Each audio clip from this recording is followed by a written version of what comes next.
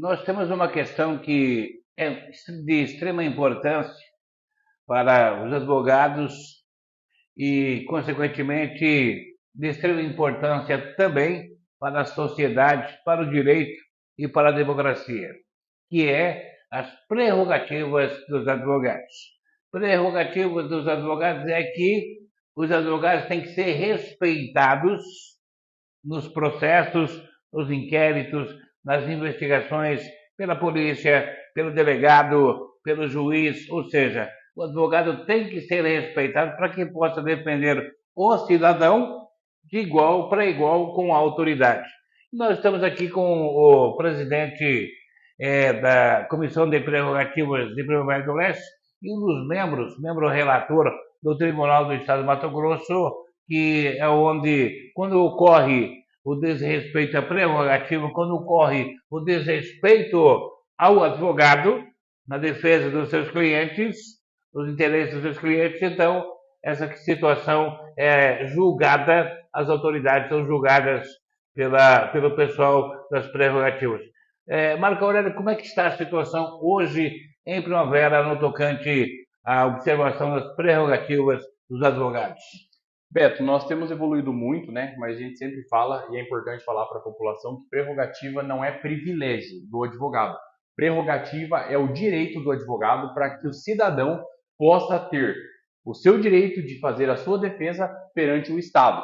Então, muitas vezes, por exemplo, o Estado prende o cidadão, né? Coloca o cidadão numa custódia e aí ele precisa de um advogado para poder se defender. E para que o advogado possa fazer essa defesa de forma plena, ele precisa que seja respeitado as prerrogativas dele.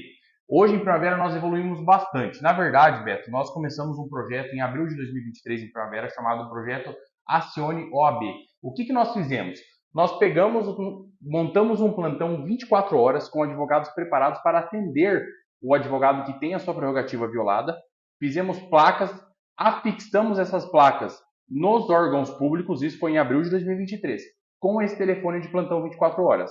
Com esse projeto, a gente levou, eu atuando como membro do Tribunal de Defesa das Prerrogativas, levei esse projeto a conhecimento dos meus colegas no tribunal da seccional da OAB, e aí algumas subseções começaram a copiar o nosso projeto, né, de uma forma muito saudável, e aí começou-se uma discussão na capital a respeito desse projeto. Com essa discussão, a gente conseguiu, hoje existe uma lei estadual que foi aprovada, um projeto de autoria do deputado Diego Guimarães, que aprovou a Lei 12.562 em junho de 2024, que todo órgão estadual precisa ter afixado uma placa que diz de forma clara que é crime violar as prerrogativas dos advogados e que o servidor público que violar as prerrogativas irá responder por esse ato. Então, para nós foi uma grande vitória isso. Porém, as prerrogativas, como eu sempre comento com os nossos colegas e advogados, é necessário uma vigilância constante e medidas, né, de ação para coibir essas violações de prerrogativas. Então,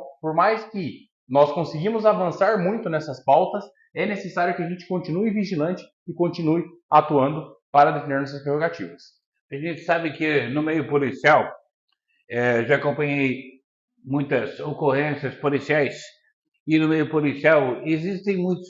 Hoje, o policial é melhor preparado, ele tem que ter nível superior, os delegados são melhor preparados, mas já acompanhei acontecer o caso de o policial ou até mesmo o delegado tratar o advogado com pouco caso. Isso ocorre ainda. Infelizmente, Beto, ainda ocorre. Nós vemos que há uma diminuição, né, de certa forma nisso, porque conforme você falou, a gente vê que os policiais hoje já vêm com uma preparação muito melhor, né? Nós temos hoje muitos policiais bacharéis em direito, né? Os delegados aí foi exigida a questão da prática jurídica, então a gente tem uma evolução muito grande. Porém, infelizmente, temos que falar que ainda tem, né? Existem alguns servidores que fazem uma confusão horrível que é confundir o advogado com o cliente.